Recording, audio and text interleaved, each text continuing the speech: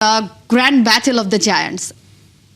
সেমিফাইনালে যে চারটা প্রতিপক্ষই আছে তারাই র্যাঙ্কিং এর 1, 2, 3, 4 চারটা দল, এবং খুবই ইন্টারেস্টিংলি এটা ইতিহাসে আছে এরকম ঘটনা প্রথমবারের মতো। অনেক অনেক অনেক মানে অপেক্ষার পর আসলে এরকম চারটা দলের পর পর তারা সেমিফাইনাল খেলছে। এই সেমিফাইনালটা নিশ্চয়ই অন্য যে কোনো সেমিফাইনালের চেয়ে একটু স্পেশাল হবে। মানে এটা আসলে ট্যাকটিক্যাল একটা গেম হবে, দিদিয়ার দেশম ভার্সেস ডিএলএফ লা ফ্লুয়েন্তে। সো এই দুইটা কোচ আসলে মাস্টারমাইন্ড। এমবাপেকে আগে বলা হতো খুব স্বার্থপর প্লেয়ার, তাকে বলা হতো খুব আত্মকেন্দ্রিক প্লেয়ার, সেখান থেকে কিন্তু অনেকটা বেরিয়ে এসেছেন। তিনি লিডারশিপ রোলে খুব ভালো করছেন। পিএসজিতে থাকা পর্যন্ত এই ট্যাগটা আসলে এমবাপ্পের গায়ে খুব ভালোভাবে লেগেছিল। এটা আসলে সবাই বলছে শুরু থেকে একটু স্ক্রিপ্টেডও মনে হয় কিনা মাঝে মধ্যে, যেমন খুবই চর্চিত একটা কথা এখন যে ফিফা রিগড, আসলেই কি ফিফা রিগড কিনা। স্বাগত খেলা যুগে, আপনাদের সাথে আছে আমি তাজিন খন্দকার। ডালাসের মঞ্চে আজ ফুটবলের one of the biggest ultimate showdown. একদিকে টানা তৃতীয় বিশ্বকাপের ফাইনালে ওঠার অপেক্ষায় ফরাসি সাম্রাজ্য, অন্যদিকে তাদের মহাপ্রণয়ের মিশনে অপরাজেয় লা রোহারা। ইউরো আর নেশনস লিগের ক্ষত নিয়ে এমবাপ্পের সামনে আজ যেমন প্রতিশোধের মিশন, ইয়ামালের সামনে তেমনই হ্যাটট্রিক জয়ের হাতছানি। কিন্তু ফুটবল তো অনিশ্চয়তার খেলা। আজকে ফরাসিদের জয়রথ থামবে নাকি স্প্যানিশদের জন্য খাটবে, সেই কথাটাই অতি দর্পে হতলঙ্কা। ফাইনালের আগে আর একটা final. Welcome to the grand battle of the giant, France versus Spain. আমরা আজকের সেমিফাইনাল নিয়ে কথা বলবো। আমাদের সঙ্গে স্টুডিওতে আছেন ক্রীড়া বিশ্লেষক মীর রায়হান মাসুদ। যাচ্ছি তার কাছে। হ্যাঁ, আপনাকে স্বাগত। Thank you so much. আজকে যেটা বলছিলাম যে the grand battle of the giants, সেমিফাইনালে যে চারটা প্রতিপক্ষই আছে তারাই র্যাঙ্কিং এর 1, 2, 3, 4 চারটা দল, এবং খুবই ইন্টারেস্টিংলি এটা ইতিহাসে আছে এরকম ঘটনা প্রথমবারের মতো। অনেক অনেক অনেক মানে অপেক্ষার পর আসলে এরকম চারটা দলের পর পর তারা সেমিফাইনাল খেলছে। এই সেমিফাইনালটা নিশ্চয়ই অন্য যে কোনো সেমিফাইনালের চেয়ে একটু স্পেশাল হবে। আর এবং প্রতিপক্ষ দুইটা হচ্ছে ফ্রান্স এবং স্পেন। ইউজুয়ালি আমরা যেটা শুনি বিশ্বকাপের সময় একটা কথা আছে যে ডার্ক হর্স, আন্ডারডগ কেউ একজন উঠবে। যেমন গত বিশ্বকাপে আমরা দেখেছি খুব আনএক্সপেক্টেডলি মরক্কো উঠে এসেছে।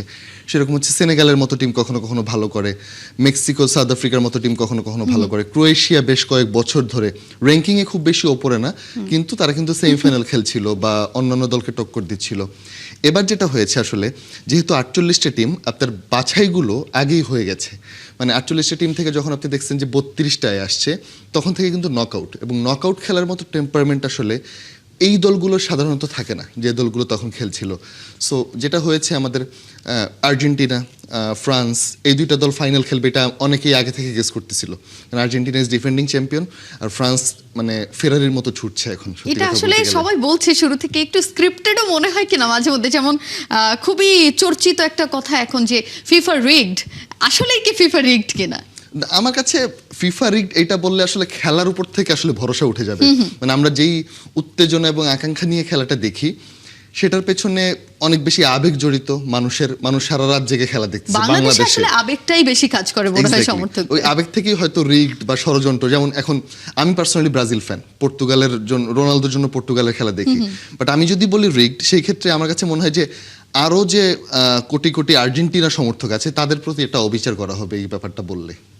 দারুণ সম্মানের সাথে একটা অপিনিয়ন দিলেন। অনেক সময় দেখা যায় অনেক ব্রাজিলিয়ান সাপোর্টারই সাপোর্ট করার ক্ষেত্রে দেখা যায় ওই যে ফ্যান্ডমের ক্ষেত্রে অন্য দলগুলোকে রেসপেক্ট করতেই ভুলে যায়। কিন্তু আজকের যে সেমিফাইনালটা ফ্রান্স ভার্সেস স্পেন, সেখানে আসলে স্পেনের সামনে স্পেনের লামিন ইয়ামাল আসলে প্রেস কনফারেন্সে বলেই দিয়েছেন যে ফ্রান্সকে ভয় পাওয়ার কিছু নাই। ইনফ্যাক্ট তারা ইউরো জিতেছে, তাদের আসলে ফ্রান্সকে নেশনস লিগ জিতেছে, তাদের আসলে ফ্রান্সকে হারানোর ইতিহাসটা আছে এবং তারা খুবই কনফিডেন্ট। এই কনফিডেন্সটা তো অনেক সময় ফায়ার ব্যাকও করে। লামিন ইয়ামালের ক্ষেত্রে কি এরকম কিছু হবে কিনা? না, এটা দুই ক্ষেত্রেই হতে পারে। মানে এটা আসলে ট্যাকটিক্যাল একটা গেম হবে, দিদিয়ার দেশম ভার্সেস ডিএলএফ লা ফ্লুয়েন্তে। সো এই দুইটা কোচ আসলে মাস্টারমাইন্ড, আসলে মাস্টারমাইন্ড। কারণ হচ্ছে স্পেন লাস্ট 12টা মতো নকআউট ম্যাচে খুব সম্ভবত একেবারে হারেনি, মানে ইসের আগে 90 মিনিটের আগে। একই সাথে এবার যদি দেখেন, ফ্রান্স এমন একটা দল যারা হচ্ছে অ্যাটাকে বেস্ট, স্পেন এমন একটা দল যারা হচ্ছে ডিফেন্সিভ বা মিডে আরো ভালো করতেছে। ফ্রান্স হচ্ছে 6 ম্যাচে গোল দিয়েছে 12টা, মনে করা হচ্ছে স্পেন কম গোল দিয়েছে, কিন্তু স্পেন কিন্তু 11টা গোল দিয়েছে।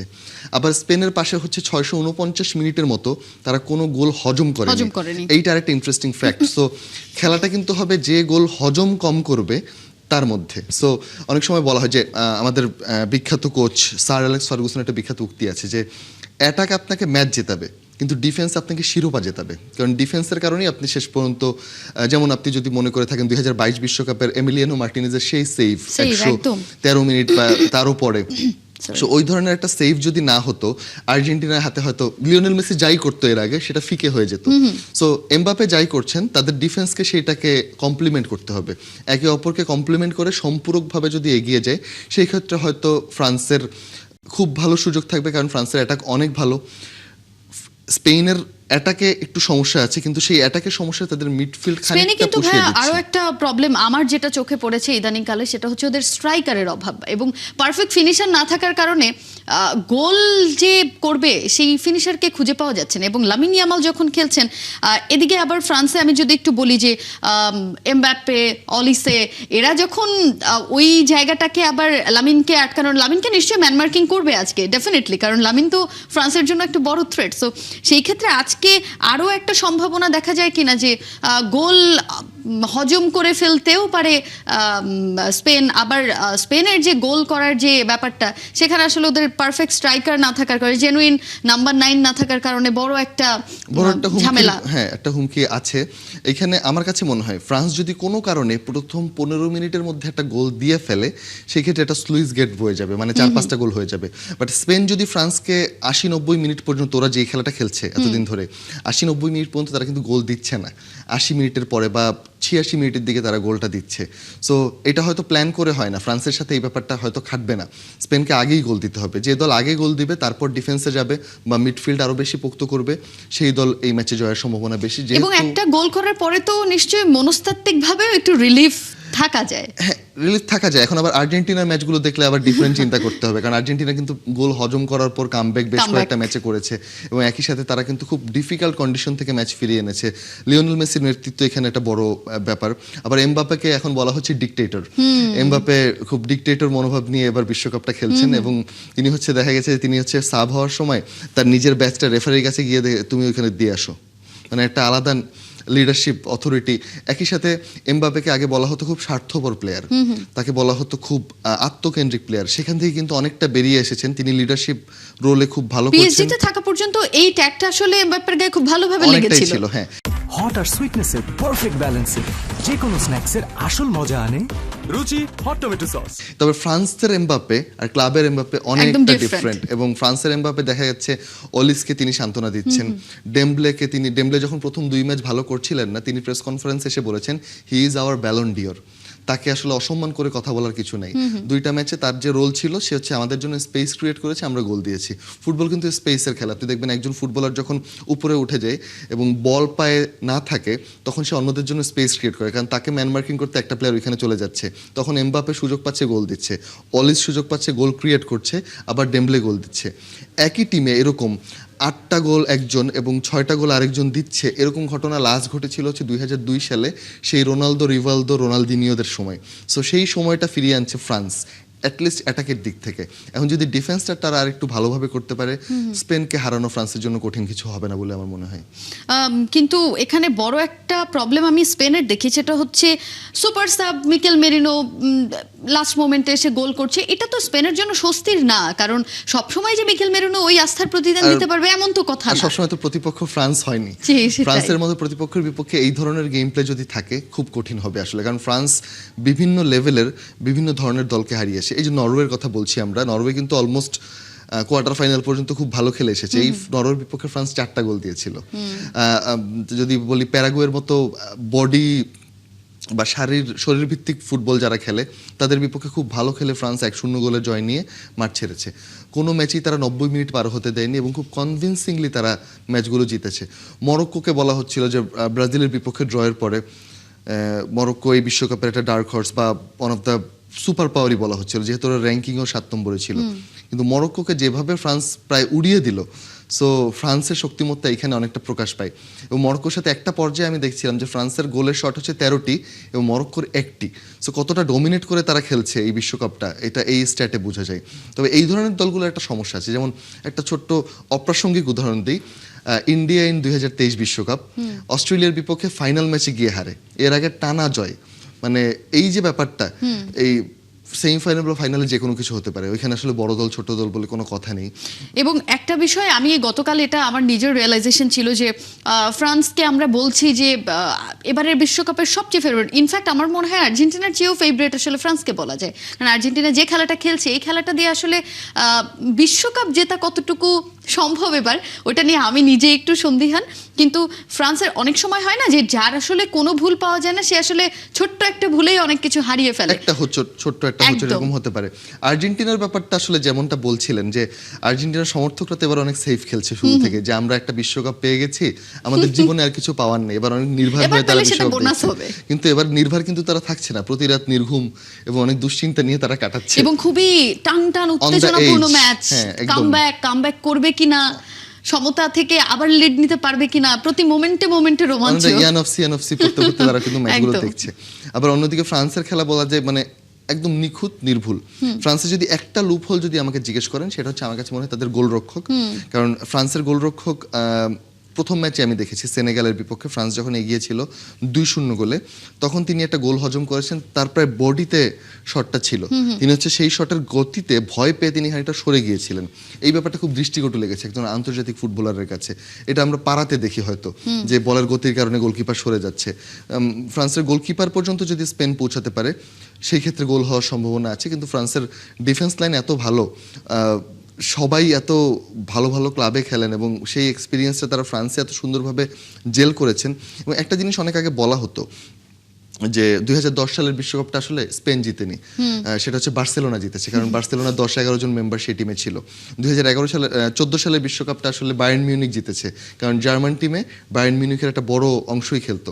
কিন্তু ফ্রান্সের এই ক্ষেত্রে একটু ডিফারেন্ট, কারণ হচ্ছে ফ্রান্সের সব প্লেয়ার কিন্তু এক টিমে খেলে না। ফ্রান্সের লিগে তাদেরকে ওই টাকা দিয়ে খেলানোর মতো আসলে ধারণ ক্ষমতা নাই। সো এমবাপেরা কিন্তু রিয়াল মাদ্রিদে খেলছেন, কেউ বার্সেলোনায় খেলছেন, অলিজে খেলছেন বায়ার্ন মিউনিখে, বিভিন্ন জায়গার ডেম্বলে খেলছেন পিএসজিতে শুধুমাত্র। সো বিভিন্ন জায়গার প্লেয়াররা এখানে এসে খেলছেন এবং তাদের মধ্যে যে কেমিস্ট্রি, এটা দেখে মনে হয় না যে তারা 4 বছর আলাদা আলাদা কোনো ক্লাবে খেলেছেন, মনে হয় যে তারা সবসময় একসাথেই ছিল। হ্যাঁ, সেক্ষেত্রে স্পেনের ক্ষেত্রে কিন্তু আবার ওই যে আপনি যেটা বলছিলেন যে বার্সেলোনা কি বলা যায় কিনা, কারণ এবার রিয়াল মাদ্রিদের কোনো প্লেয়ার আসলে স্পেনের নাই। শেষ পর্যন্ত কুকুরেলাকে কেনার পর একজন হচ্ছে যিনি এখনো খেলেননি রিয়াল মাদ্রিদ হয়ে। সো ওইটাই যে এবারও আসলে স্পেনের ওই দলটাকে বলা যায় যে বার্সেলোনাকেই দেখতে পাচ্ছি এরকম একটা চিত্র। এই কথাটা আবার তাদের কোচ একটু সেদিন রাগ করলো, মানে পেড্রিকে যখন আগের ম্যাচে নামানো হয়নি, এটা বেশ সমালোচনার সম্মুখীন হয়েছেন তিনি। এবং যেহেতু বেলজিয়ামের সাথে খেলা, বেলজিয়াম বেশ কিছু সময় ডমিনেটিং পজিশনে ছিল সেই কারণে, এবং বেলজিয়ামের সাথে খেলার পরপর তাকে আবারও প্রশ্ন করা হয়েছে যে পেদ্রির মতো ফুটবলার কেন স্টার্টিং 11-এ নেই। তখন সে বলেছে যে এটা বার্সেলোনা না, এটা স্পেন ফুটবল দল, এখানে ট্যাকটিক্সটা আলাদা। পেদ্রিকে আমরা 6-এ খেলাতে পারি, 8-এ খেলাতে পারি, 10-এ খেলাতে পারি। সেই জিনিসটা কিন্তু মেরিনোর ক্ষেত্রে দেখেছি, তিনি কিন্তু তার পিছনে 6 লেখা, কিন্তু তিনি খেলছেন নাম্বার 9-এর মতো অনেকটা। আরও একটা বিষয় যে স্পেনের রক্ষণটা আমরা দেখছি খুবই জমাট রক্ষণ নিয়ে তারা খেলছে। ফ্রান্সকেও তো আসলে স্পেনকে আমি খুব আন্ডারডগ করে চিন্তা করছি, বিষয়টা ওরকম না, কারণ স্পেন যে পারফরমেন্সটা দেখিয়ে এসছে সেখানে আসলে এই ম্যাচটাতে ফ্রান্সের জন্য আসলে কিভাবে ওদের আক্রমণ ভাগটা করা উচিত, কৌশলটা কোন দিকে যাওয়া উচিত যে একটু সেফ প্লে করি আর কি। এই ধরনের ম্যাচের ক্ষেত্রে আসলে লামিন ইয়ামালের মতো ফুটবলার খুব বেশি ইফেক্টিভ রোল প্লে করতে পারা উচিত, কারণ হচ্ছে এরা হচ্ছে স্টার বাইবর্ন, এদের কিছু ক্যারিশমা থাকে, কিছু এনিগম্যাটিক ব্যাপার থাকে। সো এই ক্যারিশমা থেকে এরা হচ্ছে এইসব ম্যাচে কিছু একটা করে দেখায়, যেমন লিওনেল মেসি। আনলে কিন্তু আপনি লামিন ইয়ামাল থেকে যাবে, জাস্ট অ্যানাদার প্লেয়ার যে বার্সেলোনায় খেলে। অ্যাডিশনাল কোশ্চেন একটা, সেটা হচ্ছে লামিন ইয়ামাল আসলে বয়সটা এতই কম, 18 বছর বয়স, এবং বাংলায় আসলে আমরা একটা কবিতাও পড়েছি যে 18 হচ্ছে দুঃসাহসের সময়। লামিন ইয়ামালকে মাঝে মধ্যে সেই দুঃসাহসটাই দেখায় কিনা? প্রেস কনফারেন্সে যেভাবে করে আসলে ফ্রান্সকে আন্ডারডগ বিবেচনা করে নিজেদের আপার হ্যান্ডে রেখেছে, এটা আসলে ওই 18 বছর বয়সের যে দুঃসাহসিক আচরণ, সেটারই একটা প্রতিফলন কিনা? অনেক কনফিডেন্ট আমার কাছে ভালো লেগেছে ব্যাপারটা। এবং অনেকেই মানে বিশেষ করে রিয়াল মাদ্রিদ ফ্যানরা লামিন ইয়ামালের উপর অনেক ক্ষিপ্ত, আমি ফেসবুকে মাঝে মধ্যে দেখি যে সে এত কথা বলে কেন। আমার কাছে মনে হয়েছে যে রিয়াল মাদ্রিদকে লামিন ইয়ামাল গত 2 বছর যেভাবে ডমিনেট করেছে এবং প্রতিটা এল ক্লাসিকোতে যেভাবে হারিয়েছে, খুবই স্বাভাবিক তার এই কনফিডেন্স গ্রো করা। বিশ্বের সেরা ক্লাবগুলোর সাথে যখন তারা ভালো খেলে, তখন জাতীয় টিমেও ওইটার একটা প্রতিফলন আসে। যদিও স্পেনের এই মুহূর্তে যে ট্যাকটিক্সে খেলছে বা যেই গেম প্লে তাদের, সেটার সাথে আমার মনে হয় লামিন ইয়ামাল খুব বেশি ভালো খাপ খাওয়াইতে পারছে না, যে কারণে তারা এখন ওই ওয়ার্ল্ড কাপে আমরা শুরু থেকেই দেখছি লামিনের কাছে যে পারফরম্যান্সটা প্রত্যাশা ছিল যে লামিন গোলের পর গোল করবে, গোল লামিন হয়তো বন্যা চেষ্টা হবে করছে, লিটারালি। কিন্তু এই ধরনের সেটআপে হয়তো ওই গোলটা হচ্ছে না।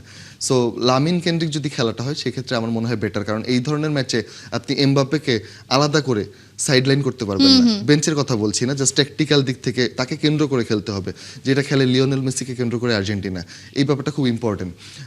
বা ক্রিস্টিয়ানো রোনালদোর ক্ষেত্রে আপনারা দেখেছেন যে ক্রিস্টিয়ানো রোনালদো পর্যন্ত পাসটা যাচ্ছিল না কিন্তু এবারে বিশ্বকাপে, যে কারণে পর্তুগাল এবং কিন্তু শেষ পর্যন্ত রোনালদো অনেক সময় দেখা গেছে ডিবক্সের ভেতরে গিয়ে অপেক্ষা করছে যে বলটা তার কাছে আসবে এবং সে আসলে ফিনিশ করবে, ওরকম অনেক কিছু আমরা বল দেখিনি। আসলে আসেনি। সো এই ধরনের যদি আপনার টিমে কেমিস্ট্রিটা না থাকে সেক্ষেত্রে খুব কঠিন। লিওনেল মেসি যখন হাঁটে তখন আমার কাছে মাঝে মধ্যে মনে হয় তার আসলে তিনটা চোখ, দুইটা সামনে আরেকটা একটা পেছনে। পিছনে, এবং তিনি খুব তাড়াতাড়ি গেম রিড করে যে কোনো জায়গায় পৌঁছে দিতে পারেন, এবং তার দলের অন্যান্য প্লেয়াররা এটাকে কমপ্লিমেন্ট করে ওই পর্যন্ত বলটা পৌঁছে দিতে পারে। মিডফিল্ড থেকে যখন গেমটা তিনি শুরু করেন তিনি অনেকটা শিওর থাকেন যে তার এন্ডিং পয়েন্ট কোথায় হবে, এবং তিনি হাঁটতে থাকেন। আজকে একটা স্ট্যাট দেখছিলাম আসার সময়, খুব ইন্টারেস্টিং। লিওনেল মেসি সেই প্লেয়ার যে হচ্ছে এবারের বিশ্বকাপে হেঁটে 2টা ম্যাচে 5 কিলোমিটার পার করছেন, মানে তিনি স্ট্রোলিং করছেন। Great. আমরা মাঝে মধ্যে দেখি লিওনেল মেসি মাঠে জাস্ট হাঁটছেন, কিন্তু হুট করে তার একটা মোমেন্ট, জাস্ট একটা মোমেন্ট, একটা মেসি ম্যাজিক মোমেন্ট, তখন তার গোল হয়ে গেল। হালান্ডের এই ব্যাপারটা খুব ইন্টারেস্টিং ছিল এবারে বিশ্বকাপে, বিশেষ করে ব্রাজিলের বিপক্ষে নরওয়ের ম্যাচটাতে, যে হেডে তিনি গোলটা করলেন তার আগের প্রায় 30-40 সেকেন্ড তিনি এমন ভাবে হাঁটছিলেন, মাঠে কি হচ্ছে উনি জানেন না, আশেপাশে দেখতেছেন চুল ঠিক করতেছেন, এই ধরনের কিছু মুভমেন্ট ছিল। হুট করে বল আসলো, তিনি রেডি হলেন, হেড দিলেন, গোল। খুব এফোর্টলেসলি খেলে সব এক্স্যাক্টলি। সময়। মানে এটা আমার কাছে মনে হয় অনেকটা খুব ইরিলিভেন্ট একটা উদাহরণ দিই, হাঁসের মতো। হাঁস যেভাবে পানি থেকে ওঠার পর গা ঝাড়া দিয়ে একদম মনে হয় যে শুকায় গেছি আমি, এইরকম একটা খেলা হচ্ছে হালান্ডের ছিল। সো এই সেম ট্যাকটিক্স আমার মনে হয় ফ্রান্সের প্লেয়াররা অনেক সোয়াগ নিয়ে খেলছে, শরীরের মধ্যে তাদের অনেক অরা। নট অনলি এমবাপ্পে, আমি যদি দেম্বেলের কথা বলি, অলিসের কথা বলি, মানে প্রত্যেকে ইন্ডিভিজুয়ালি তাদের নিজেদের পারফরম্যান্সটা দেখাচ্ছেন। ছোট্ট করে একটু জানতে চাইবো আপনার প্রেডিকশনে আজকে কে জিততে পারে? ফ্রান্স। এটা প্রেডিকশন, এবং এটা শুধু মন থেকে বলছি না, এটা মানে আমার মনে হয় অনেকেই এটার সাথে এগ্রি করবেন। ব্যাটিং এর দিক থেকেও যদি আপনি দেখেন ফ্রান্স অনেক এগিয়ে থাকবে, মানে বিশ্বব্যাপী যে আন্তর্জাতিকভাবে যেগুলো হয়। তো আমার কাছে আরেকটা জিনিস মনে হয়, ফ্রান্স যদি স্পেনের কাছে কোনো একটা জায়গায় পিছিয়ে থাকে সেটা হচ্ছে মিডফিল্ড। ফ্রান্সের মিডফিল্ডটা সেই আগের মতো এনগোলো কান্তে বা গ্রিজম্যানরা যখন ছিল সেরকম নেই। এই টিমে গ্রিজম্যান থাকলে কি হতো এটা জাস্ট আমি কল্পনা করি, কোনো একটা ম্যাচে হয়তো 8-9 গোল হয়ে যেতে পারতো। কোনো সন্দেহ ছাড়া ওরা চ্যাম্পিয়ন। আপনাকে অসংখ্য ধন্যবাদ ভাই আমাদের সঙ্গে যুক্ত হওয়ার জন্য। Thank you so much.